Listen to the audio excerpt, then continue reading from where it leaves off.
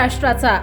नमस्कार, मी सुद्धा संध्याकाळमध्ये आपलं सगळ्यांचं स्वागत। नाशिकच्या TCS कंपनीत गेल्या 4 वर्षांपासून लैंगिक शोषण, विनयभंग आणि धार्मिक भावना दुखावणे आदी प्रकार सुरू होते। या प्रकरणी गुन्हे दाखल झाले आहेत। या घटनेमुळे कॉर्पोरेट क्षेत्रात सुरू असलेले गंभीर प्रकार समोर आले। यावरून आता राज्याचे मुख्यमंत्री देवेंद्र फडणवीस यांच्या पत्नी अमृता फडणवीस यांनीही भाष्य केलं असून ॲक्सिस बँकेमध्ये असताना त्यांच्या समोरही असे प्रकार घडले असल्याचं त्यांनी सांगितलंय। नाही, मला खूपच असं खराब वाटतं आणि खेद आहे की कॉर्पोरेट्समध्ये हे होत आहे। आणि काही प्रमाणात जेव्हाही हे होतं, माझ्या वेळेस पण मी जेव्हा ॲक्सिस बँकेत होती तेव्हा अशा केसेस माझ्या पुढे झालेल्या आहेत आणि विसिल ब्लोईंग होऊन त्या मुलांना प्रॉपर त्याच्या अगेन्स्ट लीगल ॲक्शन झालेली आहे, कॉर्पोरेट ॲक्शन झालेली आहे। तर मला वाटतं असं काही झालं तर ते झाल्या आपल्याला विसिल ब्लोईंग करणं जरुरी आहे, समाजाला हे सांगणं जरुरी आहे, आपल्या सिनियर्सना सांगणं जरुरी आहे।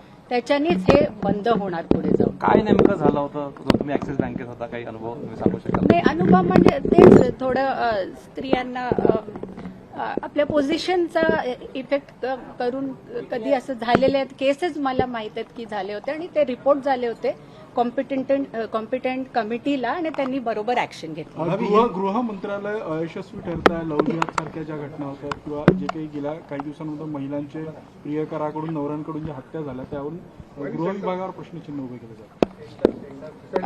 मला हे वाटतंय की जी प्रकरणं होत आहेत लव्ह जिहादची ती खूपच भयानक अशी आहेत, त्याच्यावर प्रॉम्प्ट ऍक्शन घेतली जाते। पण आता आपल्याला आपल्या मुलींना पण थोडं अलर्ट राहायला सांगणं जरुरी आहे की एकदा आपल्या कल्चरवर आपण खूप प्रामाणिकपणे आणि प्रेमाने आपला कल्चर फॉलो केला ना, असे केसेस नाही होत।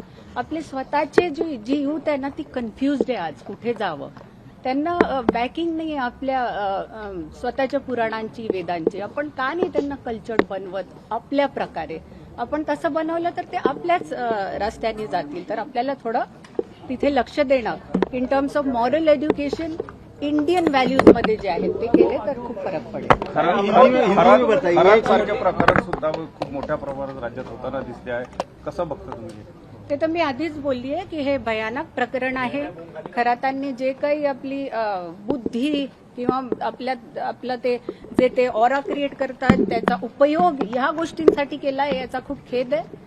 आणि स्त्रिया पण त्याच्या बळी पडल्या, वनरेबल स्त्रिया, याचं पण दुःख वाटतंय। आणि याच्या अगेन चांगली ऍक्शन चालू आहे, प्रॉम्प्ट ऍक्शन चालू आहे आणि त्यांना कडक अशी शिक्षा व्हावी ही प्रत्येक स्त्रीच्या मनातनं विनंती आहे। अमरावतीला जे घटना पुढे आलेली आहे त्यामध्ये जे सुरुवातीला आकडे मोठे सांगण्यात आले, विशेषतः माजी खासदार असलेल्या नवनीत राणासारख्या व्यक्तीकडनं जवळपास 180 मुली जे आहेत ते हिंदूच असल्याचा त्यांनी दावा केला होता। मात्र प्रत्यक्षामध्ये जे आहे ते तपासामध्ये ज्या मुली आढळून आहेत त्या फक्त मुस्लिम मुली आढळून आहेत। त्यामुळे त्यांच्या या वक्तव्याचं तुम्ही समर्थन करता का? नाही, रिअली सॉरी, मला नवनीत राणांचा हा काय केस आहे मला माहित नाहीये। ताज्या आणि महत्त्वपूर्ण बातम्या पाहण्यासाठी आजच आमच्या संध्या लाईव्ह न्यूज चॅनलला YouTubeवर सबस्क्राईब करा आणि बेल आयकॉन प्रेस करा।